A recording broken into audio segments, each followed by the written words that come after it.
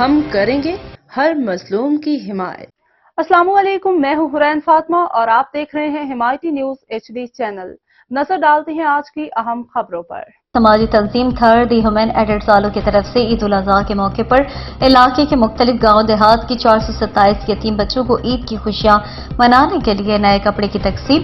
تفصیلات کے مطابق سماجی تنظیم تھرڈ دی ہیومن ایڈٹ والوں کی طرف سے یتیم بچوں کو عید کے خرچے مکمل کھانے پینے کا سامان جس میں آٹا، گھی، چینی، چائے پتی، چاول، سوئیاں وغیرہ کا مکمل سامان دیا گیا۔ تنظیم کے سربراہ محمد خان چنیجو نے کہا کہ ہماری کوشش ہے کہ ہر مسکین یتیم کی تکلیف کو جتنا ہو سکے کم سے کم کیا جائے۔ ہماری چھوٹی سی کوشش سے یتیم بچوں کے چہرے کی مسکراہٹ بن جائے۔ اسی کے لیے ہم مختلف پروگراموں پر کام کر رہے ہیں جس میں یتیم خاندان کے لیے پورے مہینے گھر کا سامان کے ساتھ ساتھ نئے کپڑے اور پڑھنے والے تمام بچوں کی یونیفارم بھی فراہم کیے جاتے ہیں۔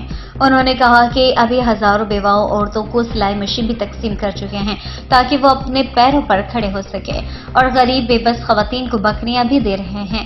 انہوں نے کہا کہ ہم بدین اور میرپور خاص بلا رنگ و نسل مختلف اداروں کے تعاون سے خشک راشن ٹینٹ، مچھردانیاں، گیس کے چولہے، برتن، بستروں سمیت گھروں کے تعمیر کے پروجیکٹ پر کام جاری ہے۔